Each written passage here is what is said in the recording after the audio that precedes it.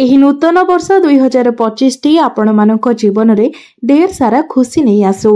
यह ही मोर ईश्वरंक निकटरे प्रार्थना।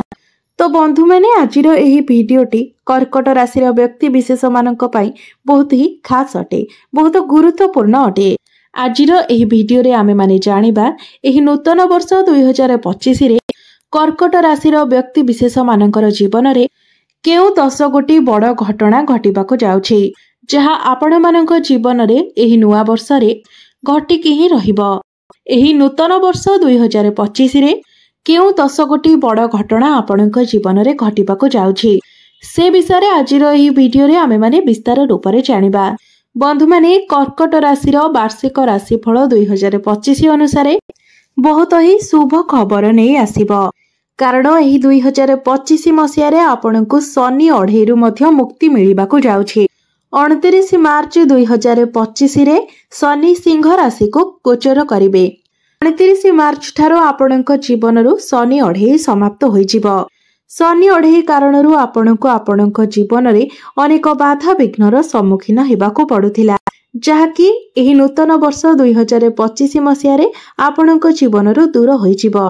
आपणकर रोजगार रे वृद्धि आसिबो, घर परिवार रे सुख शांतिर माहौल लागी रहिबो, समाज रे आपणकर मान सम्मान बढ़िबो। आर्थिक दृष्टिकोणरु फेब्रुआरी 2025 एवं मार्च 2025 आपणक पई बहुत शुभ रहिबाको जाउछि। तेबे आपणको ध्यान रखिबार अछि जे एही समय अवधि मध्यरे आपणको निजर बाणी उपरे नियंत्रण रखिबार अछि, एवं आपण जदि काहाको किछि कथा दैछन्ती तो आपण निज कथा को मध्य रखिबार अछि। कार विश्वास रे आपण विष दियंतु नाही। जदि काहाको किछि आपण कथा देउछन्ती तो ताको पूर्ण करिबा पई मध्य चेष्टा करंतु। बंधु माने कर्कट राशि व्यक्ति विशेष मानकर आराध्य हेउछन्ती भगवान शिव शंकर, एवं कर्कट राशि राष्ट्राधिपति हेउछन्ती चंद्रमा। एवं आपण माने जानती जे प्रभु शिव शंकर निज मस्तक रे चंद्रमा को धारण करिसंती। सेतिपाई कर्कट राशिटी प्रभु शिव शंकर अति प्रिय राशि होइथाए। तो कर्कट राशि व्यक्ति विशेष मानकु प्रभु शिव शंकर एवं माँ गौरींकर पूजा करिबा उचित। एपरि करिबा द्वारा आपणको मानसिक शांति, पारिवारिक सुख एवं धन धान्यर प्राप्ति होइथाए। तो बंधु माने भिडियोटी रे आगो को बढ़िबा पूर्वरु जदि आपणकर कर्कट राशि होइथाए तेबे भिडियोटी को लाइक करि चैनल टी को सब्सक्राइब करिदेबे, एवं कमेंट बॉक्स रे भक्ति एवं श्रद्धार सहित हर हर महादेव निश्चय लिखिबे। तेबे आसंतु जानिबा कर्कट राशि व्यक्ति विशेष मानक पई एही वर्ष 2025 रे कोन 10टी बड़ भविष्यवाणी रहिछि। प्रथमे कर्कट राशि वार्षिक राशिफल 2025 अनुसार प्रतियोगी परीक्षा पई प्रस्तुत हेउथिबा विद्यार्थी मानकु एही 2025 मसिया रे सेमानकर परिश्रमर फल मिलिबाको जाउछि। एवं जो माने बड़ बड़ बिजनेस करूछंती बड़ बड़ बिजनेसमैन को पाई मध्य एही 2025 मसियाटी अत्यंत शुभमय रहिबाको जाउछि। जो माने प्राइवेट जॉब करूछंती सेमानकर प्रमोशन हेबार मध्य जोग बनुछि, एवं जो व्यक्ति माने विदेश रे रहिकी अध्ययन करूछंती सेमानकर क्यारियर पाई मध्य एही वर्षटी बहुत शुभ समय रहुछि। क्यारियर रे सेमानकर बहुत भल ग्रोथ हेबो।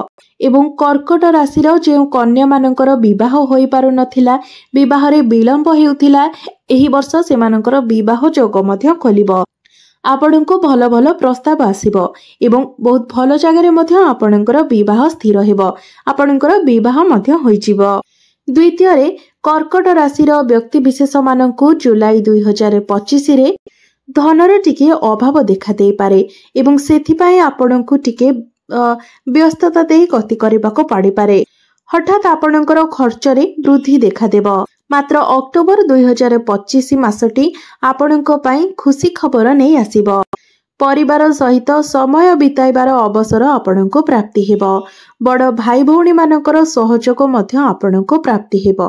डिसेंबर 2025 रे आपण कोनोसी नूतन कारोबारर आरंभ करिबार योजना करि पारंती। विदेशरु मध्य आपणको किछि लाभ प्राप्ति होई पारे, एवं आपण जदि कोनोसी कार्य करूछंती तो सेथिर मध्य आपणको लाभ प्राप्ति हेबार बहुत अधिक संभावना रहुछि। तृतीय रे वार्षिक राशिफल 2025 अनुसार कर्कट राशि व्यक्ति विशेष मानक पई किछि मामला रे आपणको शुभ परिणाम मिली पारे।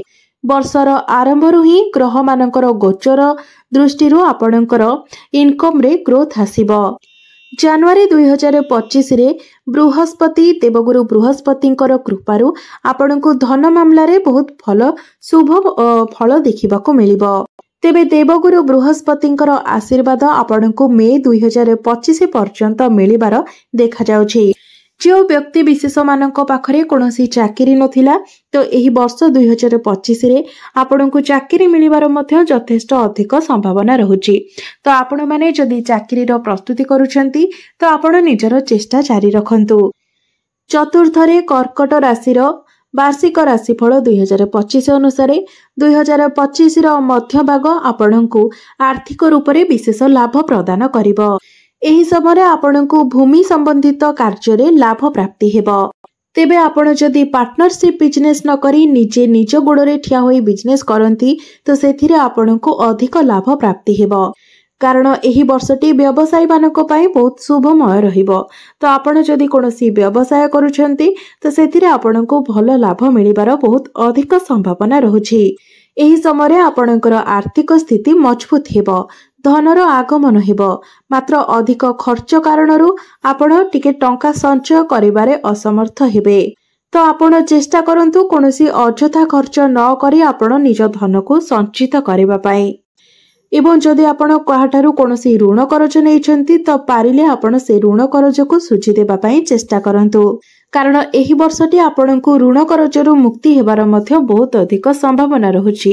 ତ ଆପଣ ଯଦି ଆପଣଙ୍କ ନିକଟକୁ ଯେହେତୁ ଆପଣଙ୍କର ରୋଜଗାର ଅଧିକ ହେବ ତ ଆପଣ ନିଜର ଋଣ କରଜ ଗୁଡ଼ିକୁ ଶୁଝିଦେବା ଉଚିତ।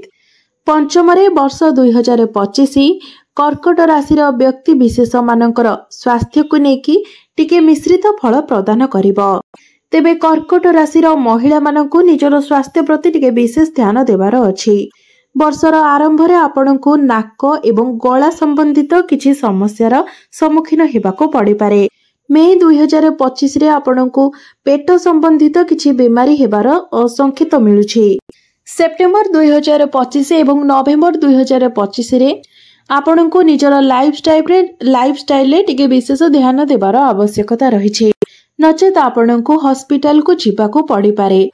ତେବେ ଏହି ସମୟରେ ଆପଣଙ୍କୁ ଟିକେ ଅଧିକ ଶଙ୍କା ଆସିପାରେ। ଆପଣ କୌଣସି କଥାକୁ ନେଇକି ଟିକେ ଅଧିକ ଭୟଭୀତ ହୋଇପାରନ୍ତି। ତେବେ ମନେ ରଖିବେ ଯେ ସେପ୍ଟେମ୍ବର ମାସରେ ବିଶେଷ କରି ଆପଣ ବାହାର ଖାଦ୍ୟକୁ ଆଭଏଡ୍ କରିବା ଉଚିତ। ବାହାରର କୌଣସି ଖାଦ୍ୟପାନୀୟ ଠାରୁ ଆପଣ ଦୂରେଇ ରହିବା ଉଚିତ।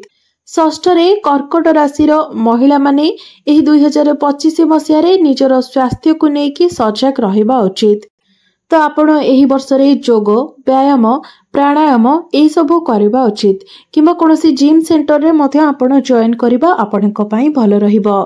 କର୍କଟ ରାଶିର ବ୍ୟକ୍ତି ବିଶେଷମାନେ ଯେଉଁମାନେ ବୃଦ୍ଧାବସ୍ଥାରେ ଅଛନ୍ତି ସେମାନେ ମଧ୍ୟ ନିଜର ସ୍ୱାସ୍ଥ୍ୟ ପ୍ରତି ବିଶେଷ ଧ୍ୟାନ ରଖିବାର ଅଛି। କାରଣ ଆପଣଙ୍କର ଆଣ୍ଠୁଗଣ୍ଠି ଯନ୍ତ୍ରଣା, ଗ୍ୟାସ୍, ବଦହଜମି, ଥଣ୍ଡା, କାଶ ଏଭଳି କିଛି ସମସ୍ୟାର ସମ୍ମୁଖୀନ ହେବାକୁ ପଡ଼ିପାରେ। ନିଜର ଖାଦ୍ୟପାନୀୟର ଆପଣଙ୍କୁ ବିଶେଷ ଧ୍ୟାନ ରଖିବାର ଅଛି। ସ୍ୱାସ୍ଥ୍ୟ ସହ ସମ୍ବନ୍ଧିତ କୌଣସି ବି ସମସ୍ୟାକୁ ଆପଣ ଅଣଦେଖା କରନ୍ତୁ ନାହିଁ। ସ୍ୱାସ୍ଥ୍ୟରେ ଯଦି କିଛି ବି ଆପଣଙ୍କୁ ଗଡ଼ବଡ଼ ଦେଖାଯାଏ ତ ତୁରନ୍ତ ଆପଣ ଡକ୍ଟରଙ୍କର ପରାମର୍ଶ ନେବା ଉଚିତ। ସପ୍ତମରେ ମାର୍ଚ୍ଚ 2025ରେ ଶନି ଆପଣଙ୍କର ନବମ ଭାବକୁ ଗୋଚର କରିବେ, ଯାହାଫଳରେ ଆପଣଙ୍କର ସମାଜରେ ନୂତନ ବନ୍ଧୁ ସୃଷ୍ଟି ହେବେ। ଆପଣଙ୍କର ବୈବାହିକ ଜୀବନ ସୁମଧୁର ହେବ। ଆପଣଙ୍କ ମଧ୍ୟରେ ଭଲ ପାଇବା ଏବଂ ଅଣ୍ଡରଷ୍ଟାଣ୍ଡିଂ ଭଲ ରହିବ। ଆପଣଙ୍କର ଜୀବନସାଥୀ ପ୍ରତ୍ୟେକ କ୍ଷେତ୍ରରେ ଆପଣଙ୍କୁ ସହଯୋଗ କରିବେ। ଏବଂ ଯେଉଁମାନେ ଅବିବାହିତ ଅଛନ୍ତି ତ ଏହି ବର୍ଷ ସେମାନଙ୍କର ବିବାହ ଯୋଗ ମଧ୍ୟ ଖୋଲୁଛି। ତ ଏହି ବର୍ଷ ଆପଣଙ୍କର ବିବାହ ମଧ୍ୟ ହୋଇଯିବ। ଏବଂ ଯେଉଁମାନେ ପ୍ରେମ ଜୀବନରେ ଅଛନ୍ତି ସେମାନଙ୍କ ପାଇଁ ମଧ୍ୟ ଏହି ବର୍ଷଟି ଶୁଭମୟ ରହିବ। ଆପଣ ଯଦି ବିଜନେସମ୍ୟାନ୍ ଅଟନ୍ତି ତ ଆପଣଙ୍କର ସମାଜରେ ମାନ ସମ୍ମାନ ବଢ଼ିବ। ବିଦେଶରୁ ଆପଣଙ୍କୁ ବିଜନେସ୍ ସହ ଜଡ଼ିତ କିଛି ଶୁଭ ଖବର ମିଳିପାରେ। ଆପଣଙ୍କର ବିଜନେସ୍ ଟ୍ରିକ୍ ଆପଣଙ୍କ ପାଇଁ ଲାଭପ୍ରଦ ସାବ୍ୟସ୍ତ ହେବ ଏବଂ ବହୁତ ଭଲ ମାତ୍ରାରେ ମଧ୍ୟ ଆପଣ ଧନ ଅର୍ଜନ କରିପାରିବେ। ତେବେ ଏହି ସମୟରେ ଆପଣ ପ୍ରପର୍ଟି, ବାହନ କିମ୍ବା ନିଜର ଘରର କାର୍ଯ୍ୟରେ ଆପଣ ଖୁବ୍ ଧନ ମଧ୍ୟ ଖର୍ଚ୍ଚ କରିବେ। ତେବେ ଅଷ୍ଟମରେ वर्ष 2025 शेष भाग आड़क आपण निज घर परिवार रे सुखरे टिके कमी अनुभव करिवे। नुआ संपर्क बनाइबा चक्करे आपण पुराना संपर्क को अणदेखा करंतु नाही। एही समय आपणकर पर्सनल लाइफ रे टिके दुश्चिंता बढ़ी पारे। तेबे एसबु ठारू आपण दूरे रहिबाकू चेष्टा करंतु एवं आपणकर सबु फीलिंग्स आपण निजर लाइफ पार्टनर को कुहंतु। कोनोसी भी कथा तांको ठारू आपण लुचंतु नाही। तेबे 2025 मसियारे आपणकर नुआ नुआ संपर्क बनिबा सहित आपणकर पुराना संपर्क रे मध्य किछि फाटो सृष्टि हेबार देखा जाउछि। तो नुआ संपर्क पय आपण पुराना संपर्क गुडी को अणदेखा न करी सबु संपर्क को सुंदर रखिबा पय चेष्टा करंतु। नचेत एपरि किछि संपर्क आपणक ठारू दूरे जाई पारंती जे माने कि आपणक पय बहुत